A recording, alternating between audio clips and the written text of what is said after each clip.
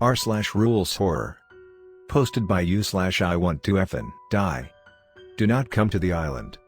I've been solving cases and putting countless degenerates in jail for almost 30 years, so I think it's safe to say that I have seen some shit, but I have never come across something that not a single person in this damn office believes.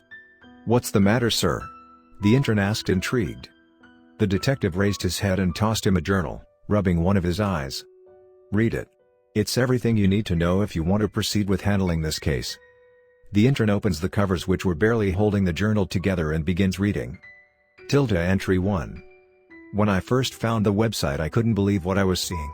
It almost sounded too good to be true. A 2-week vacation on some island on the west of the Italian coast. For only €5 per night? I mean, come on, who wouldn't take that deal? I heard night fishing there is beautiful. Without skipping a beat, I called some of my friends. We're leaving Berlin this Friday. The island is not big enough for an airport, so actually getting there will require a boat. I am not worried, that can be arranged easily. I can't wait. Entry 2. We have landed in Napoli and it is absolutely amazing here. Despite all the tourist traps, this city is really wonderful. I cannot wait to show my family the pictures I took after I am back home. As much as we'd like to stay at Napoli and fuck around there, we know our true destination. We rented a boat and set sail. Everything is going rather smoothly. The water is still, the sun is blazing, and we are genuinely having a good time, chugging beer and cracking jokes. I am going to take a quick nap though, since I am quite exhausted from walking around Napoli. Entry 3. A couple of hours after, I was woken up by Rory's frantic yelling. I went outside to check out what had happened. When I arrived on deck, I couldn't believe what I was seeing.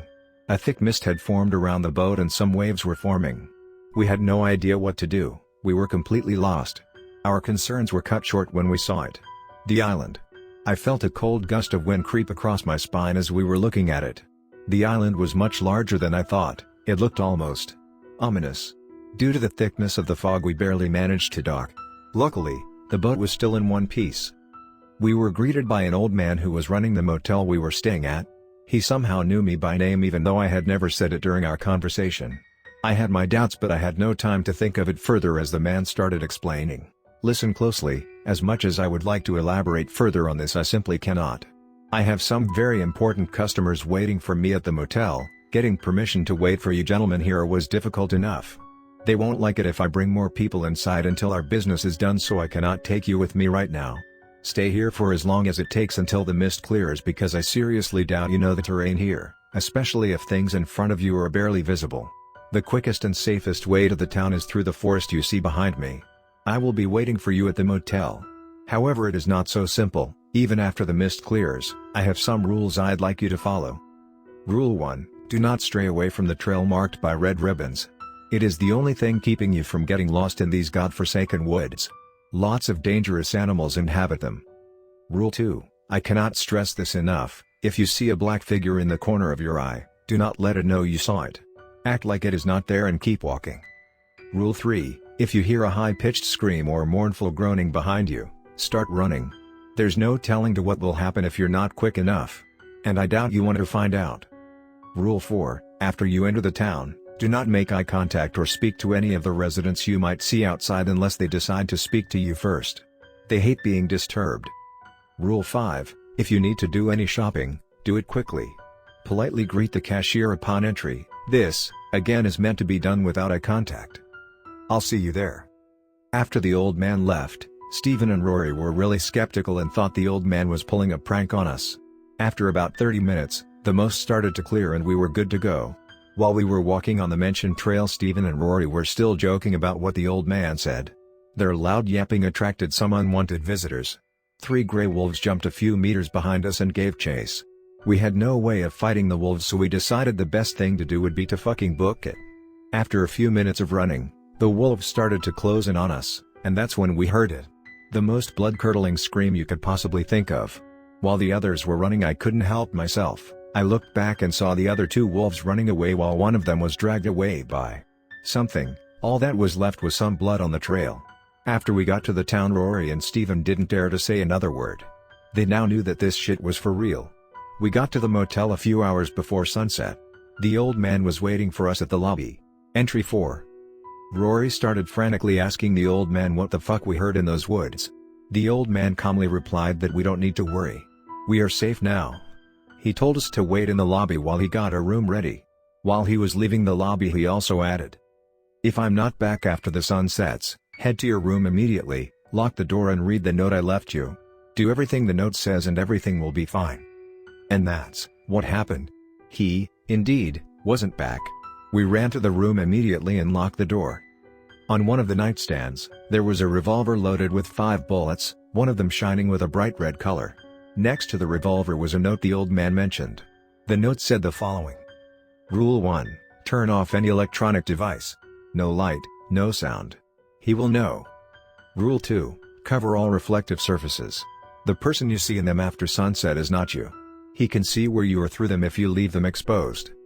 Rule 3, go to bed as soon as you're done with the first 2 steps. If you hear anything outside, do not look out the window.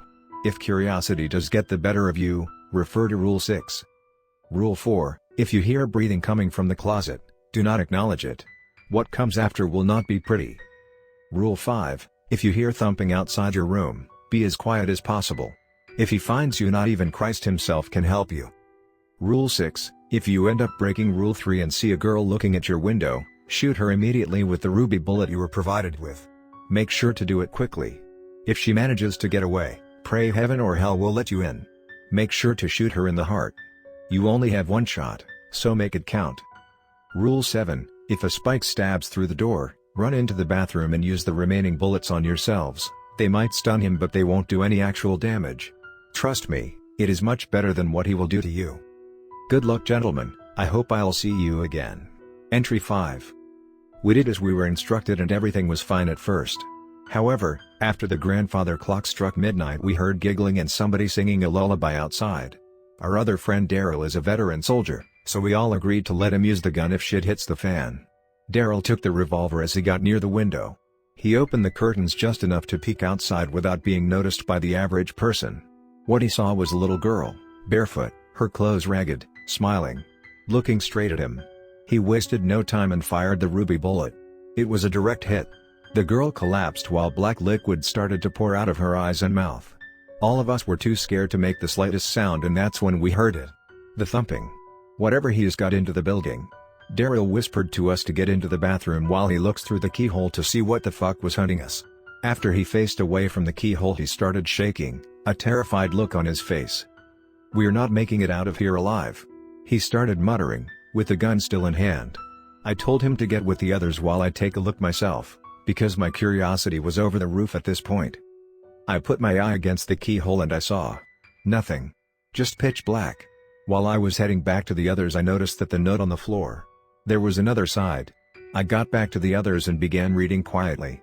The note said the following. "I suppose I owe you gentlemen an explanation of what exactly is going on here. You see, once every decade, he comes to this village.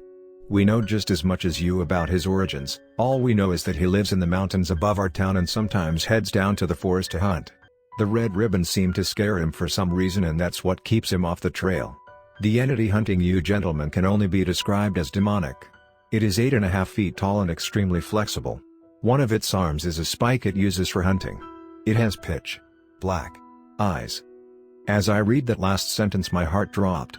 I gasped. Apparently that was enough for it to know. Not even 10 seconds after we heard a loud thud at the entrance to our room. And that's when we saw the spike. The door was gone in an instant. It entered the room while groaning, lonely. Daryl shot one of its eyes and the creature screamed in pain. We locked the bathroom door and noticed a window. Fortunately, all of us were slim enough to fit through. But Rory didn't make it in time. The abomination ripped the door off its hinges and impaled Rory with the spike. There was no time to mourn. We booked it the fuck out of there, Stephen crying over the loss of his childhood friend. While we were escaping through the window Daryl wounded one of his legs pretty badly on the rusty frame of the window so he was significantly slower than me and Stephen. We didn't even notice he was gone when we reached the exit of the city, trying to run back to our ship and get off this goddamn island. At the exit of the city which leads back to the woods, we saw people. Lots of people. Almost the whole town, in fact. They were staring at us, stoically, with no intention of moving. We heard a voice shouting behind us, another one for the harvest while dragging Daryl, who was unconscious. The residents all cheered as the monster came out and took Daryl before heading off. The man with one yellow eye turned to us. "Do not worry, lambs. We still have use of you. He is no longer lonely, but we shall wait patiently until he becomes lonely once more."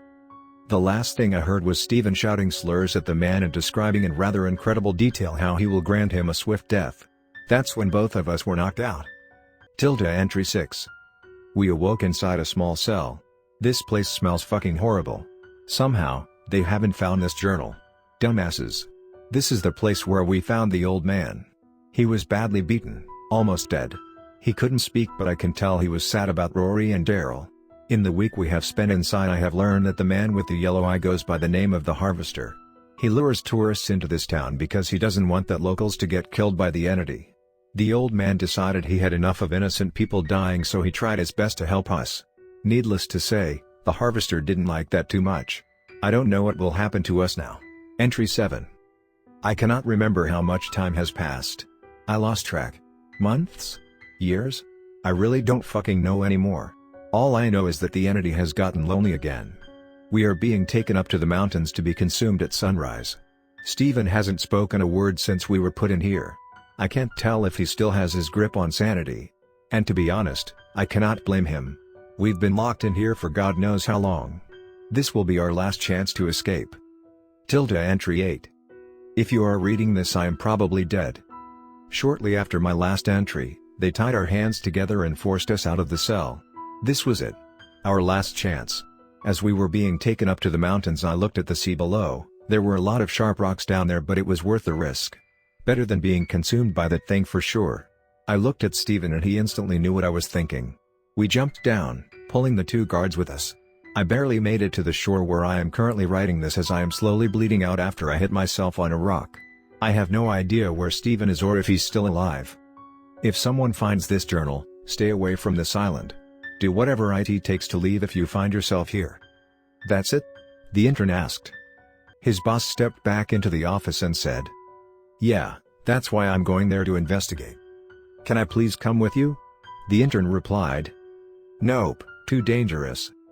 The intern was persistent that the boss lets him come along. "Alright, fine. Pack your things and meet me back here in an hour." The detective sighed while rubbing his eye once more. After the intern left the room, the detective removed the eye he was rubbing. It was a brown lens. Beneath it was a yellow eye.